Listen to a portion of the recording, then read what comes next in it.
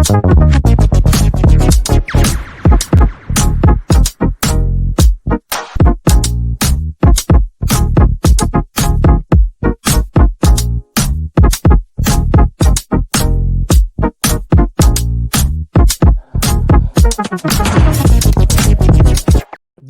everybody, Russ and the West Ham Network. Hope you are all safe and well, my friends. If you're new around here, give it a like, give it a comment, give it a share, give it one of those bloody good subscribes. I don't know why I did that. Seemed like the right thing to do at the time. Deeply regret it now.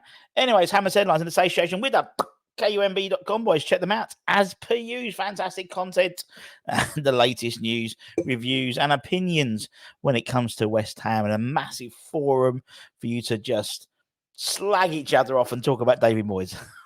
At lunchtime today, I spoke about some more names that have been linked to David Moyes' job. The guy hasn't even left yet. The guys might still be here next year, but he's got a line of about 20 people lined up for his job apparently. So, few new names, and gave you my opinions. And Anton spoke about this morning about, will things ever change with David Sullivan in charge? Oh dear. Anyway, Hammers Headlines. You can see we've got 4 stories today. You lucky buggers. Obviously, we are hurtling down towards the weekend and the trip to the City Ground. Anton spoke last night about potentially Antonio being back in the frame. And we're going to talk about a player in their former club in the last story today, because it was quite a sweet story, really. But anyway, let's crack on. Let's start with the first one. That makes sense, doesn't it? So in terms of, we know the January transfer window, been and gone. But apparently you can sign players already for the summer. So apparently that's something we're starting to look to do as well. If Brighton can do it, Brentford can do it. Brentford signed the Brazilian striker from can't remember now, it's going to annoy me. And obviously Brighton have signed Ibrahim Osman. Club Brugge, that's it. Club Brugge. I knew it was going to come to me. West Ham apparently are looking to bring in Genoa sensation, Icelandic sensation, Albert Gudmundsson. He's a guy we spoke about briefly last in the January transfer window. But the Serie A side, according to Gazzetta dello Sport, claimed that they'll be almost powerless to sell him.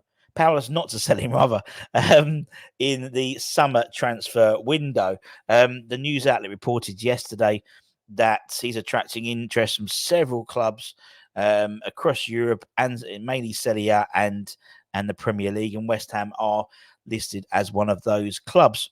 We want to sign him, and as I said, the Italian club are expected to sell. He's been in great form this year. 11 goals and 2 assists in 22 appearances so far for Genoa this season, and primarily operates as a number 10. Hence why I've suggested he might be Lucas Paqueta's replacement. And so he could be a great direct replacement for Lucas. Obviously, you know, Albert can drift onto the wings as well, but primarily he's been playing for Genoa in the 10 role. So, you know, making moves now is a good way, obviously, to get ahead of the big boys, so to speak, or the bigger boys, in terms of landing some of our sort of key targets. You know, we sort of did the same thing with Kudus, you know, not necessarily pre-summer transfer window, but we sort of got in there early with these types of signings, and I think you have to get in there early, and we'll see what happens. But there's definitely going to be some movement for Albert, probably to the Premier League, I would imagine, and West Ham are one of those clubs interested. It's, if we can secure someone like him, he's a fantastic player. He's a fantastic player, and you know, I follow a bit of Serie A, and he's and I think he would suit West Ham to the ground. I think you fans would bloody love him. But whether it's as a replacement to Lucas Paqueta, or maybe as to work on side Lucas Paqueta, that sort of leads us quite nicely through to our next story, which talks about Lucas and potentially, this is according to Claren Hugh, Lucas looking to sue the FA in terms of in order to speed up the findings from his investigation, his betting investigation. Obviously, it was last summer that the allegations came out that he was involved in a betting scandal. although it's, he's stringently denied he has any involvement. The club have basically been standing by him for the whole process.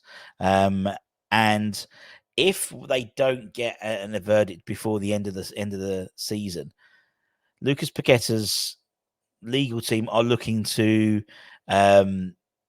basically looking to get the situation sped up by threatening to sue them to hurry up the process.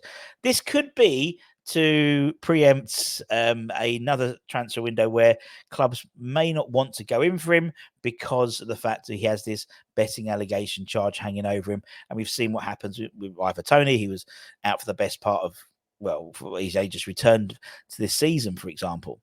And we know his contract, his minimum release clause comes into effect this summer as well, about 85 million pounds. And obviously a number of clubs are lining up for bids, but obviously they don't want to spend 85 million pounds if he's not going to be around for the first 6 months, if he's suspended, or if, he might start and then the allegations prove that he was guilty. And so, he might get into the team, might embed himself into the team. They might be gone for 6 months or a year or whatever. So it's obviously a calculated risk. So they want to make sure the findings have all been concluded before they put a bid in. And so apparently he has got a number. Paqueta's put the issue into the hands of a very wealthy firm that handles him and a number of other top Brazilian players who also employ numerous solicitors, barristers, and representatives. And they represent top stars like Alicia Keys. And they're part of the Live Nation group, I believe. He's obviously made clear he's not guilty. And the longer this drags on, the less chance he has of the move to Man City, in all honesty. We've also learnt, and it's been revealed on a few sources, that apparently Arsenal and Spurs are looking at him, and Aston Villa and Man United have all made it clear bids will go in for him once he's free of the charges. So I don't think it's a case of if he leaves West Ham. I think it's a case of when he leaves West Ham. And I think as soon as there's some sort of verdict, we'll know when that process begins. And it's wise that we're looking at alternatives already. This is the way it should be. This is the way it should be set up in terms of bringing in, players. I mean, you never know. He might change his mind completely with a new manager in charge. You never know. But it does seem the fact he's trying to get this, if he wasn't looking to leave, then he would let it just run its course. Just let this run its course. But the fact he's actively trying to pursue maybe even legal action to get this process sped up to conclude before the end of the season. So obviously he's missed out on, I think it's 2 transfer windows now, potentially leaving. Obviously the summer he was a subject of a Man City bid, wasn't it? About 75, I think, million quid, wasn't it? And then that was pulled quite drastically as soon as the news of the charges came about. And obviously then the January transfer window, obviously the charges were still over him. So again, City decided not to get involved. And so it could happen again. It's happened again, but maybe not if he sues them. But we'll keep an eye on that. That's going to be an interesting discussion over the summer. Let's talk about Calvin Phillips.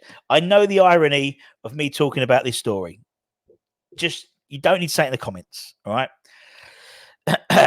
Calvin Phillips apparently was overweight when he joined West Ham on loan for Man City last month. Sources have told including Football Insider. It's believed that Phillips was 4 or 5 pounds over his target weight. Fucking hell, I'd fucking love to be only 4 or 5 pounds over my ideal weight when he signed. Apparently the coaching staff at West Ham were unimpressed by his conditioning.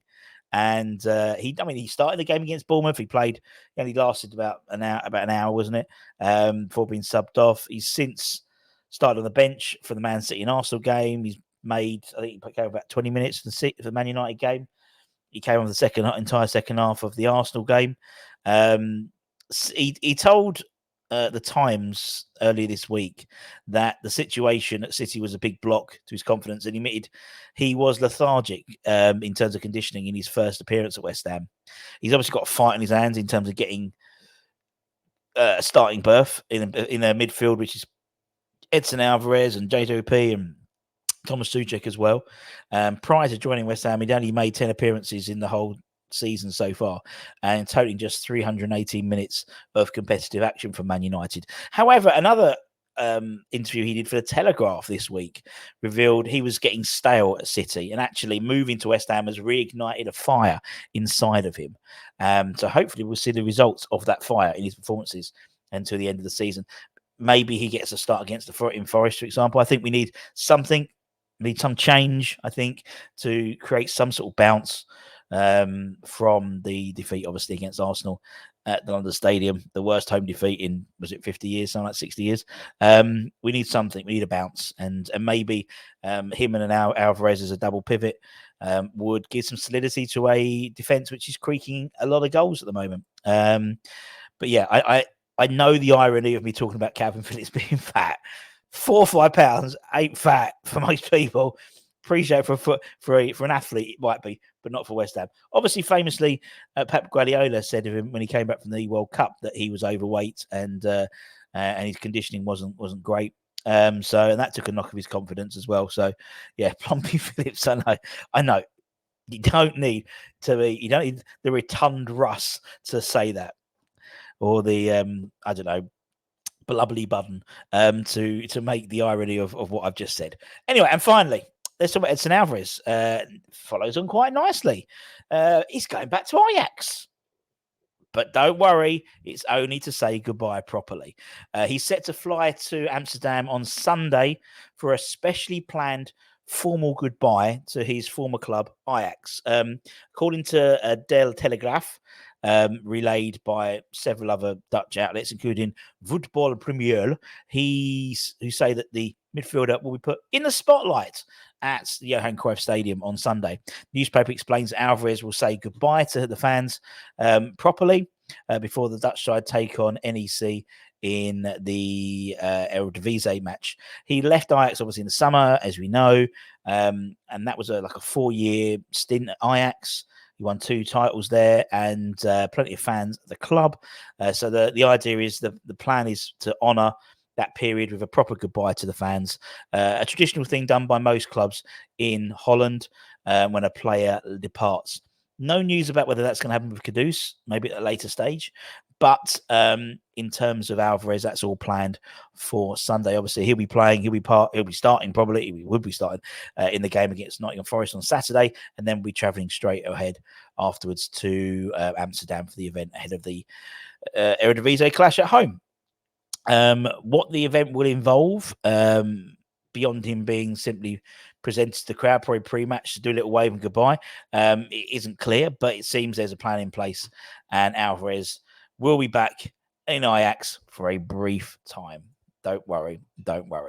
And that's it, my friends. Your Hammers headlines. If you're new, and as I said, don't forget to like, comment, share, subscribe, and also don't forget to check out leesatmotherbrand.com for all the latest news, reviews, and opinions. We'll be back tomorrow. We're starting the road to the City Ground starts tomorrow. We're having a Dave Moyes press conference. I bet you can't wait for that one. And then we'll have obviously all the fun of the fair in terms of the particularly 11 shows, the watch alongs, and all that type of stuff. So until then, take care, my friends. Stay safe, stay warm, stay humble, keep the faith, and come on, you bloody Irons. Irons!